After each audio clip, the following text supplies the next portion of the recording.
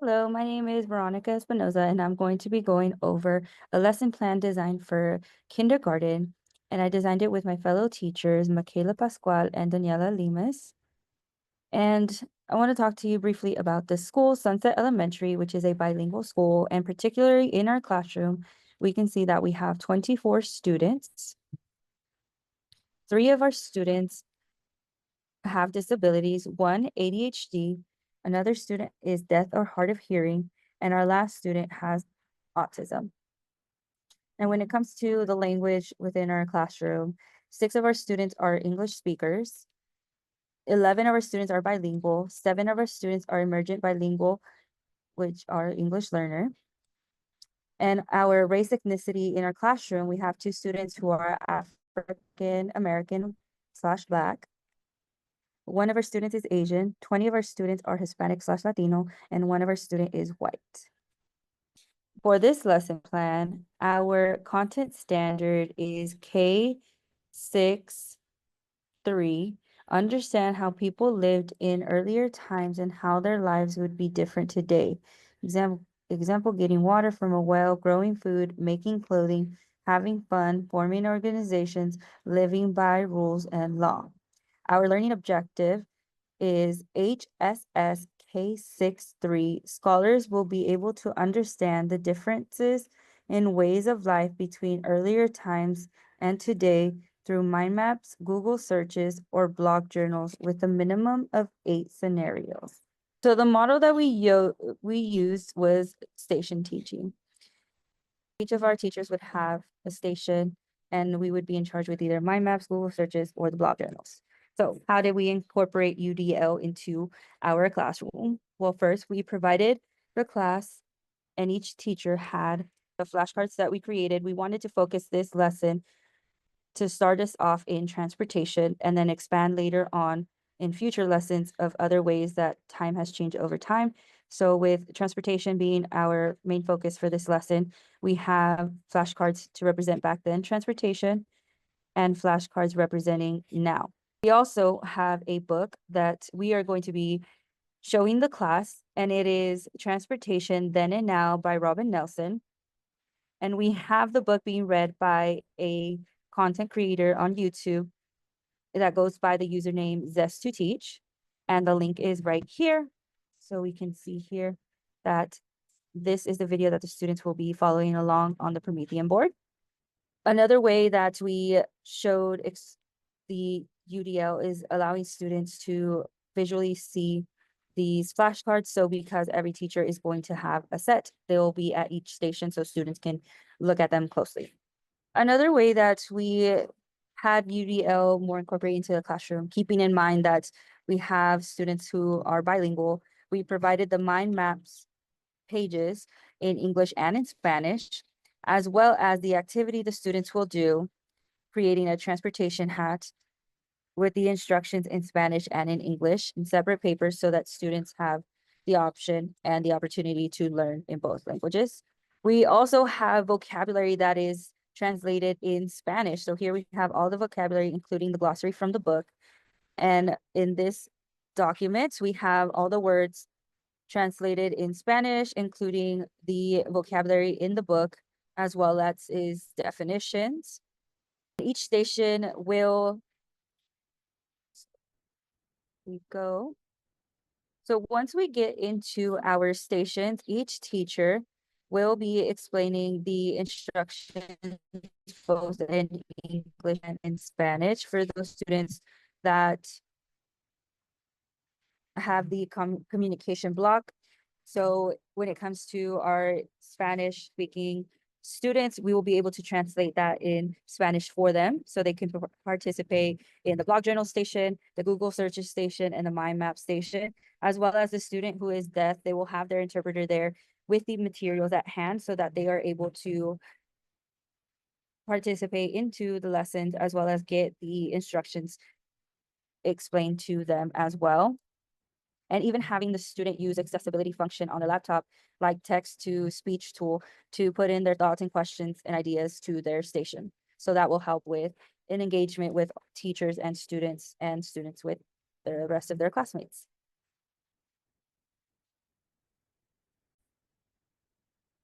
These are the examples that we will show the students. So for here, we do have the block journal example that teacher Daniela did.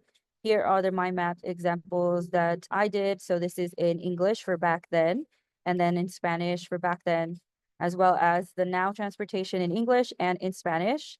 So giving the students examples of what their mind maps could look like, as well as here is the example of the transportation hat that the students will also be completing after they do Google searches, just to tie into an activity where they can have something physical in their hand.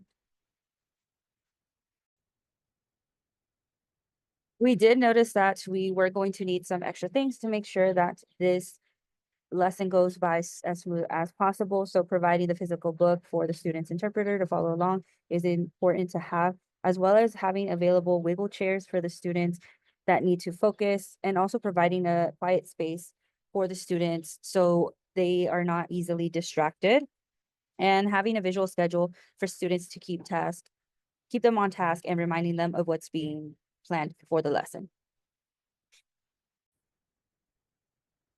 When introducing the lesson plan, it was important to find what background students had with transportation, as well as proposing questions that would make them think further on than what we have for the lesson today, to later on expand in the future, bringing in more historical topics into the lesson. So one important question that we ask the students is, do all people have the same access to these types of transportation?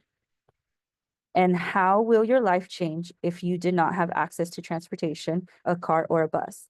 These two questions provide critical thinking skills for the students. Even though they are kinder, it is important to start letting them into them thinking of outside of the box, not just what they already know, but try to think of more ways to incorporate, their understanding, and also teaching them about social justice education.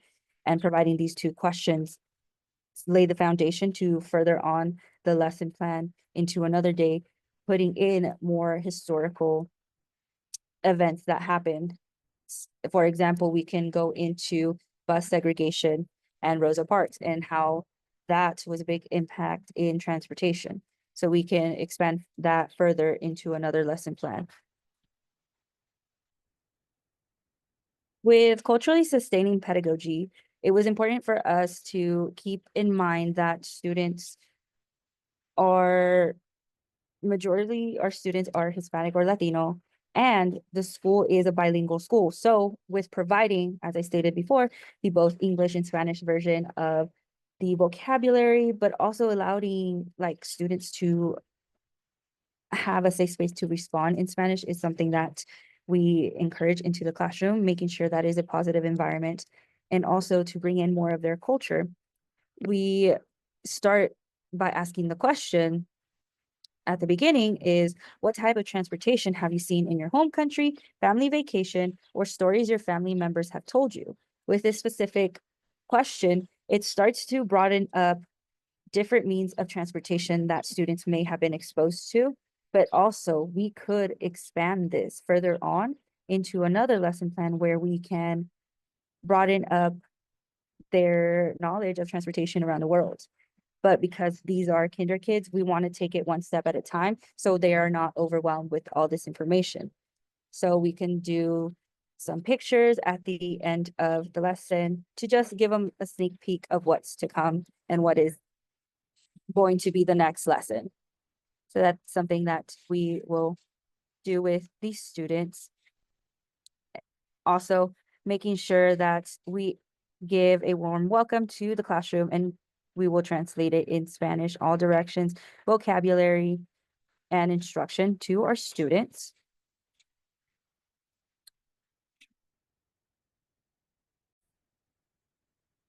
And we did note that students may be anxious or may not want to share with the students out loud, and that is totally okay as long as they can, visually draw what they want to say, or even tell this teacher, whispering it in its ear just to share their thoughts is something that is a good step to take in order to get them comfortable enough to speak out loud.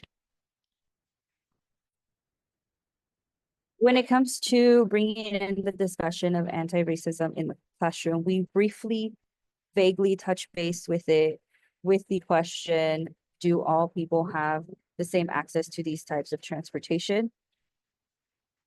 And that is a vague question that will go into a more of a deep conversation of anti-racism in a next lesson. The same how I stated earlier of like bringing in the bus segregation.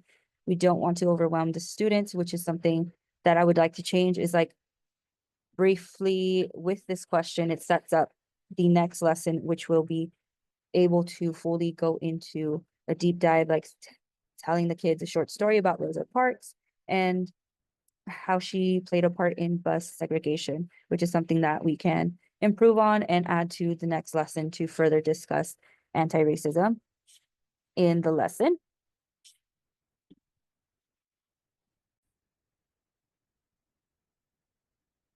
When we get to the stations, we will have some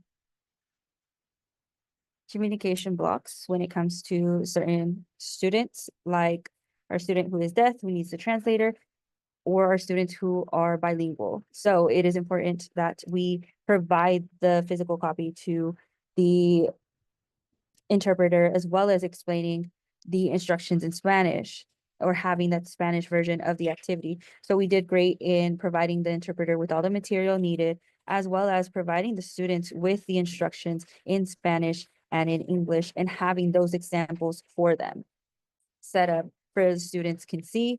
And for a student who does have the disability of, and needs extra help, we do have that accessibility function on the laptop that can use text to speech tool. And they would be allowed to put in their thoughts and questions and ideas of in their station to communicate with the teacher and others in their station, which provides that communication with others.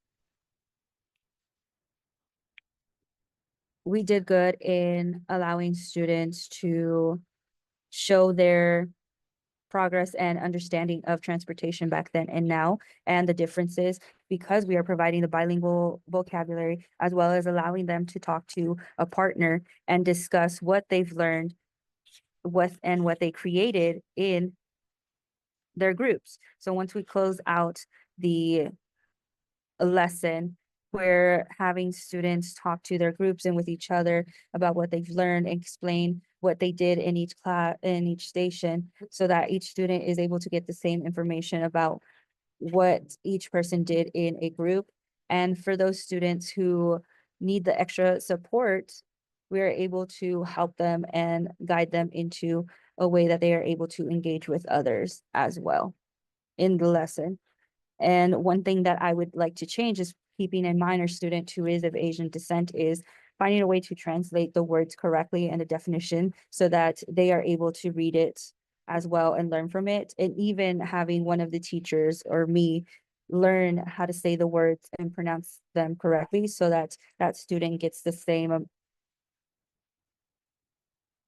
amount of learning like a student will if a teacher speaks it in Spanish. So we want it to be as equal as possible if we are able to, but at least giving the students a chance to give them the home language for them provided in the materials that we have.